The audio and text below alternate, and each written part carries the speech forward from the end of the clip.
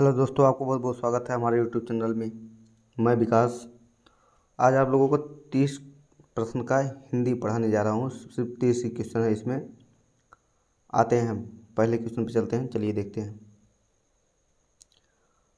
पहला क्वेश्चन आपका क्या है? प्रभुत्व का तद्भव शब्द क्या है? प्रभुत्व का तद्भव शब्द क्या है? इसका आपका ऑप्शन नंबर 1 हो जाएगा, पहचान।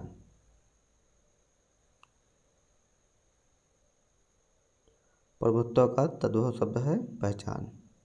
चलिए दूसरे क्वेश्चन पे आते हैं। बहनोई शब्द का तत्सम है। बहनोई शब्द का तत्सम है सा देखिएगा दोस्तों, इसका आपका क्या हो जाएगा? बहन ओई, बहन पति।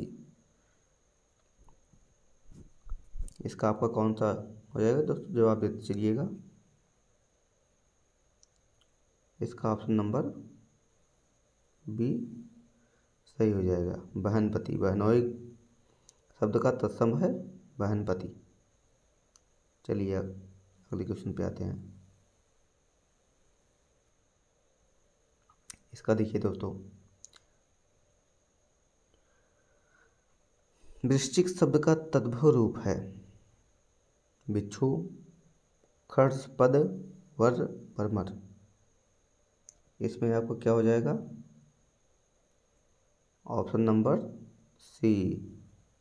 ऑप्शन नंबर सी बर सही हो जाएगा। वृश्चिक शब्द का तत्व रूप है बर। चलिए दोस्तों, जो लोग अभी तक हमारे चैनल को सब्सक्राइब नहीं किए हों सब्सक्राइब कर लें।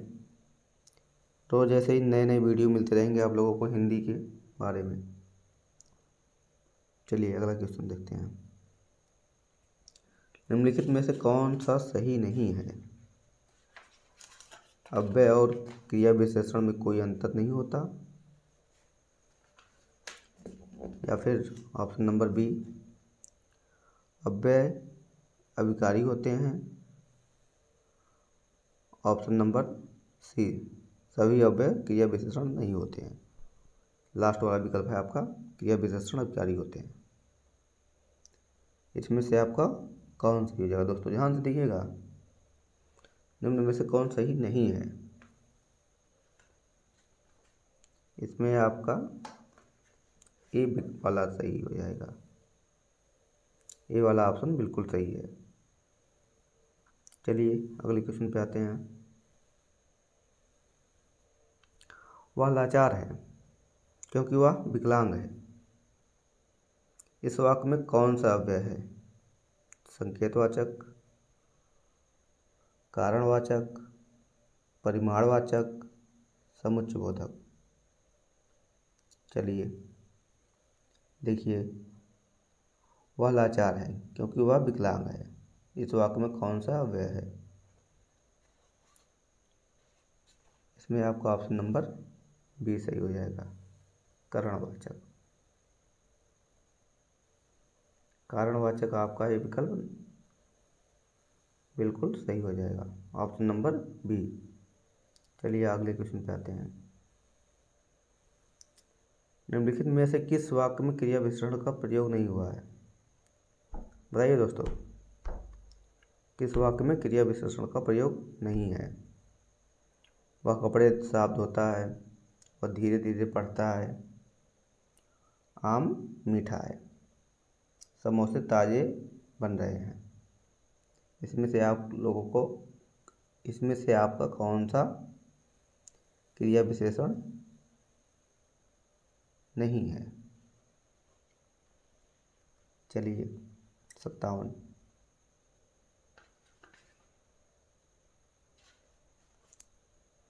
इसमें आपका सी आम मीठा है। इसमें क्रिया विशेषण नहीं है। अगले क्वेश्चन पे आइए।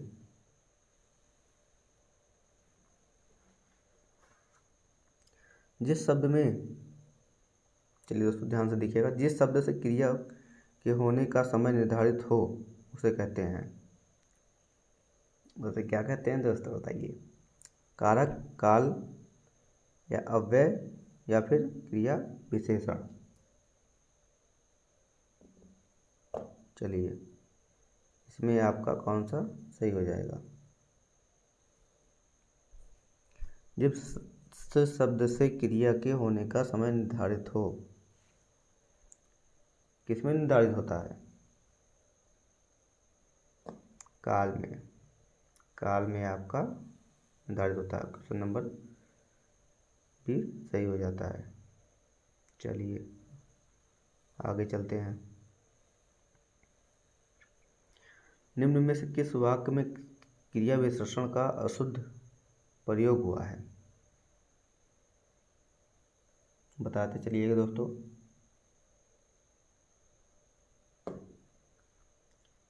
चलिए, निम्न में से किस वाक्य में क्रिया विशेषण का अशुद्ध प्रयोग हुआ है?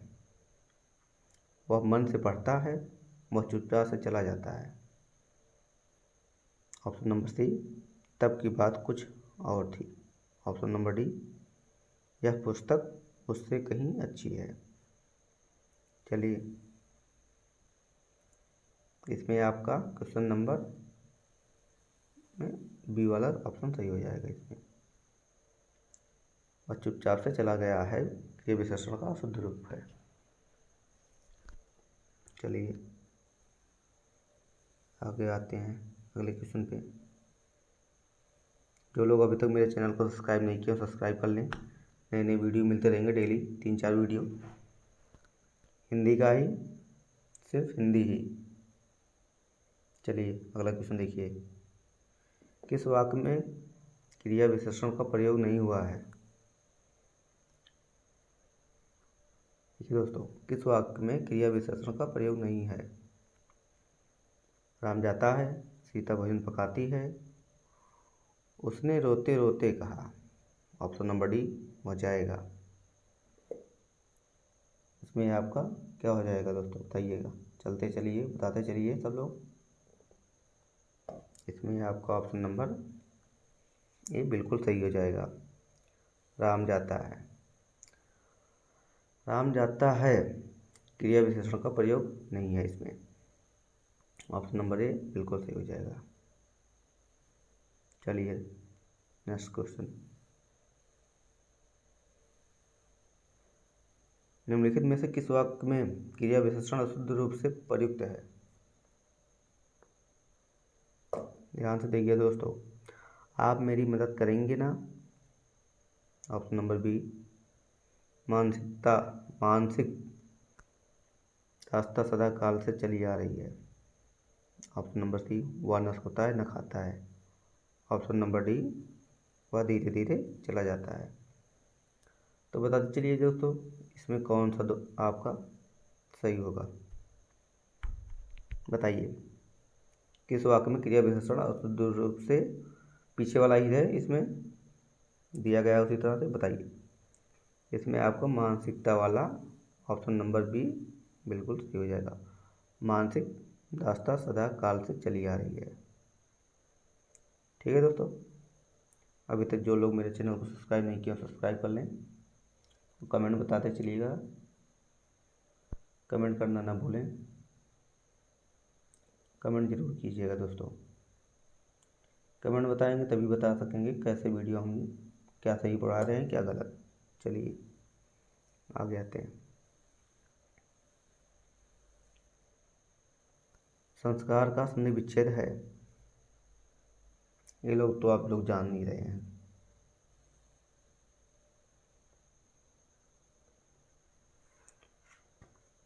चलिए बताइए, संस्कार का संधि विच्छेद है क्या दोस्तों? क्या दोस्तों बताइए। Sons plus car, sons plus car, चलिए सन प्लस कार, सह प्लस कार। इसमें आप लोगों का बी वाला ऑप्शन सम प्लस कार, इसमें सम प्लस कार दिया हुआ है। सम का मतलब हुआ संस्कार, यही आपका हो जाएगा। चलिए अगला क्वेश्चन आते हैं। उद्गम में उपयुक्त उपसर्ग है। बहुत सही दोस्तों, बताइए तो आप लोगों का लिख लेंगे। उद्गम में प्रयुक्त उपसर्ग है। उत तो होगा नहीं, उद भी नहीं होगा, तो इसमें क्या होगा बताइए। उद्गम में प्रयुक्त उपसर्ग है, ऑप्शन नंबर बी, इसमें उत होगा। ऑप्शन नंबर बी सही हो जाएगा, उत। उद्गम में प्रयुक्त उपसर्ग है उत। चलिए बहुत ही सरल क्वेश्चन है। टोटल कितने हैं इसमें, डेली मिलता रहेगा PDF, इसका वीडियो मिलता रहेगा, देखिए। हमारे टेलीग्राम से जुड़ जाइए जो लोग नहीं जुड़े हैं अभी तक। चलिए संस्करण में प्रयुक्त उपसर्ग है। बहुत सही, संस्करण में प्रयुक्त उपसर्ग है। इसमें आपका क्या हो जाएगा, संस तो होगा नहीं, संस्करण में प्रयुक्त उपसर्ग, उपसर्ग इसमें आपका क्या हो जाएगा, संस्करण में उपसर्ग क्या है, सम। ऑप्शन नंबर सी सही हो जाएगा। इसमें संस तो होगा नहीं, सम भी नहीं होगा, ऑप्शन नंबर सी सही हो जाएगा। चलिए आते हैं अगले क्वेश्चन पे। सौ को गिनती को क्या कहते हैं। बहुत सही दोस्तों, ये लोग आप लोग तो बता ही सकते हैं। सौ की गिनती को क्या कहते हैं, सती, सती कहते हैं दोस्तों, सती कहते हैं, या शताब्दी, या प्रतिशत, या शतक। जो लोग मैच देख रहे होंगे उनको तो पता ही होगा कौन सा सही होगा। इसमें इसमें आपका ऑप्शन नंबर ए सही हो जाएगा, सौ की गिनती में। बहुत ईजी क्वेश्चन है। चलिए अगला क्वेश्चन। गुरु के समीप रहने वाला विद्यार्थी कहलाता है। गुरु के समीप रहने वाला विद्यार्थी कहलाता है, क्या कहलाता है दोस्तों, ब्रजबटुक, या ब्रह्मचारी, या अंतेवासी, या गुरुकुल। कौन सा बताइए दोस्तों। गुरु के समीप रहने वाला विद्यार्थी क्या कहलाता है,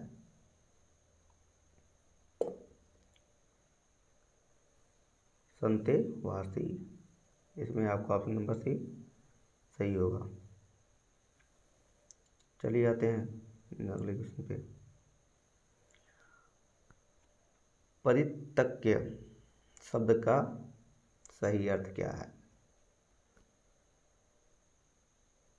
सही शब्द आपका क्या है बताइएगा दोस्तों, कौन सा इसमें सही है। परितज्ञ सही अर्थ बताइएगा दोस्तों, जिसका प्रत्यक्ष किया जा सके, जो दान में दिया गया हो। ऑप्शन नंबर सी, जिसे स्वेच्छापूर्वक छोड़ दिया गया हो, जिसका प्रत्याग आवश्यक हो। इसमें आपका ऑप्शन नंबर सी बिल्कुल सही हो जाएगा। जो लोग सही जवाब दे रहे हैं ऑप्शन नंबर सी सही हो जाएगा।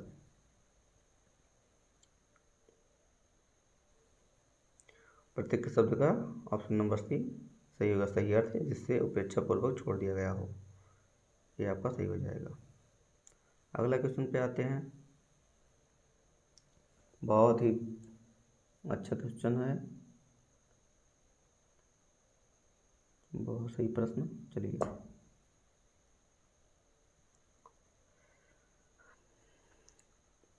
रेस्तरां किस भाषा का शब्द है, किस भाषा का शब्द है बताइएगा दोस्तों। जापानी, फ्रांसीसी, जर्मनी, रूसी, कौन सा इसमें है। इसमें आपका ऑप्शन नंबर बी फ्रांसीसी सही हो जाएगा, फ्रांसीसी। अगला क्वेश्चन, निम्नलिखित में से कौन सा शब्द उपसर्ग रहित है? उपसर्ग रहित कौन सा शब्द है भाई, बताइएगा। परीक्षण, निरूपण, स्वशासन, ऑप्शन नंबर डी बृहत्तर, कौन सा सही होगा? चलिए बताइएगा दोस्तों, इसमें आपका कौन सा सही हो जाएगा? इसमें आपका ऑप्शन नंबर डी, जो लोग सही बता रहे हैं बिल्कुल सही हो जाएंगे, बृहत्तर। ऑप्शन नंबर डी आपका सही हो जाएगा। और सर्व रहित ही ऑप्शन नंबर डी बृहत्तर। चलिए अगले क्वेश्चन पे आते हैं। अगला प्रश्न क्या है आप लोगों का, ध्यान से देखिएगा। लिप्सा शब्द में कौन सा प्रत्यय है? लिप्सा शब्द में कौन सा प्रत्यय है? लिप्सा, ध्यान से देखिए दोस्तों, लिप्सा। इसमें आप ऑप्शन नंबर बी सा, लिप सा, सा, ऑप्शन नंबर बी बिल्कुल सही हो जाएगा। लिप्सा का प्रत्यय सा। चलिए अगले क्वेश्चन। अगला प्रश्न है आपका अंगूठा दिखाना। बहुत ही सरल क्वेश्चन है ये, आप लोग तो बता ही देंगे। अंगूठा दिखाना मतलब इनकार करना। ऑप्शन नंबर बी नहीं, ऑप्शन नंबर बी नहीं, ऑप्शन नंबर डी भी नहीं, आपका ऑप्शन नंबर ए बिल्कुल सही हो जाएगा। अंगूठा दिखाने का मतलब धोखा देना। चलिए अगले क्वेश्चन पे आते हैं। आपका अगला प्रश्न है गोबर गणेश होना, मुहावरे का अर्थ।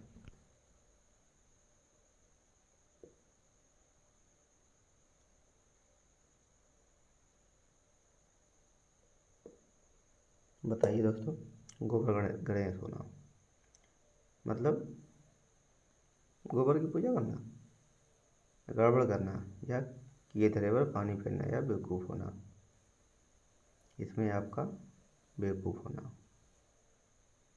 गोबर गणेश होना का मतलब बेवकूफ़ होना, ऑप्शन नंबर बी सही हो जाएगा। अभी तक जो लोग मेरे चैनल को सब्सक्राइब नहीं किया जस्ट सब्सक्राइब कर लें, क्योंकि मेरा नया चैनल है। चलिए और कमेंट करना ना भूलें।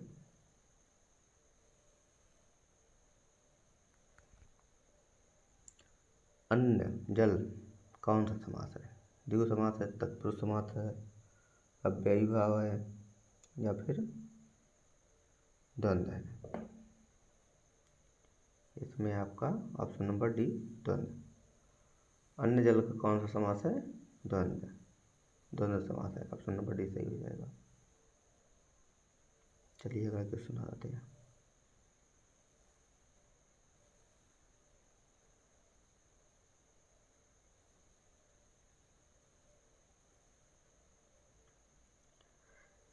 नीचे दिए गए समूह के लिए सही शब्द का चयन कीजिए जिसकी पत्नी मर गई हो। आप लोग समझ ही सकते हैं इसे, जिसकी पत्नी मर गई हो। इसमें आपका विदुर या विदुर या विधाता या विधवा। इसकी पत्नी मर गई हो, क्या हो जाएगा आप लोगों का, बताइए दोस्तों। जिसकी पत्नी मर गई हो मतलब विधाता, क्या होगा? सही से बताइए दोस्तों, सही से बताइएगा दोस्तों, एकदम बिल्कुल सही जा रहे हैं आप लोग।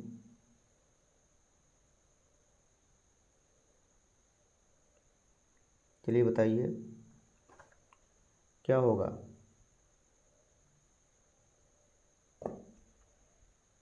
Option number D. चलिए अगले क्वेश्चन पे आते हैं। जिसकी पत्नी मर गई हो उसे विधाता कहते हैं। चलिए अगले क्वेश्चन पे। किसी धर्म या व्यक्ति की आस्था न रखें, दिए गए समूह में बताइएगा। निसंतान, धर्मनिरपेक्ष, धर्म भीरु, नास्तिक। जो किसी धर्म या व्यक्ति को में आस्था न रखे।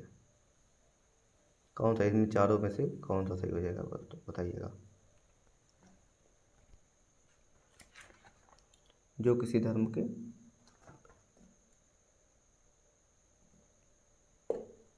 ये आपका हो जाएगा ऑप्शन नंबर डी, नास्तिक।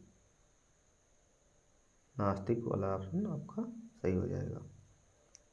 नास्तिक ऑप्शन कहीं भी रहे, वही नास्तिक, ऑप्शन नंबर डी। चलिए अगले क्वेश्चन पे। नीचे दिए गए समूह के लिए सही शब्द का चयन कीजिए। किए गए आस्थानों को जाने, जानने, समझने व मानने वाला क्या होगा? इसमें आपका ऑप्शन नंबर बी, कृतक, कृतक होगा। अगला क्वेश्चन।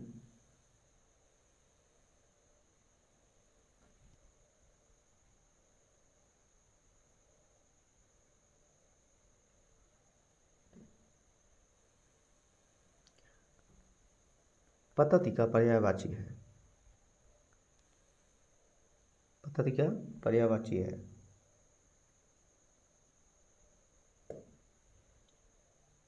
क्या होगा? अधोगामी या कपूत, ऑप्शन नंबर सी पापी, ऑप्शन नंबर डी मलेच्छ।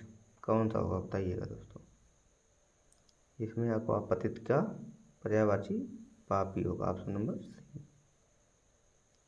ऑप्शन नंबर सी बिल्कुल सही हो जाएगा आपके लिए।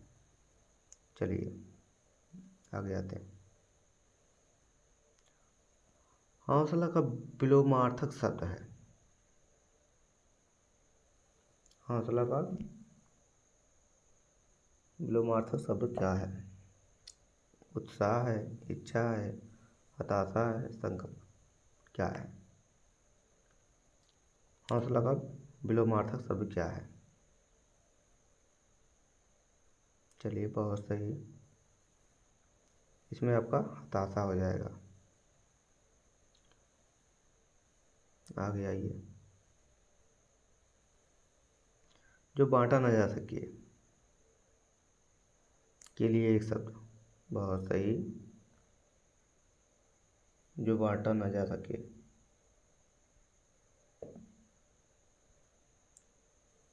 अपूर्ण, अतुलनीय, अपरिहार्य, अभाज्य। ये तो सिंपल सा है, उसका ऑप्शन नंबर डी अभाज्य। अभाज्य होगा बिल्कुल सही। चलिए लास्ट क्वेश्चन आप लोगों का। दुकाल का उपसर्ग है।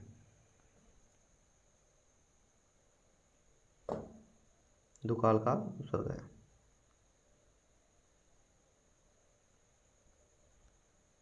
दुकाल का दू, दू काल तो कहीं है नहीं इस तीनों में, इसी वजह से उपसर्ग इसका दुकाल बिल्कुल सही हो जाएगा। दुकाल का उपसर्ग दू, ऑप्शन नंबर सी सही हो जाएगा दोस्तों। अभी तक जो लोग मेरे चैनल को सब्सक्राइब नहीं किए, सब्सक्राइब कर लीजिए। इसी तरह रोज़ नई नई वीडियो मिलते रहेंगे आपको, 3-4 वीडियो हिंदी के, सिर्फ ओनली 25 क्वेश्चन, 25 ही मिलता रहेगा। लाइक और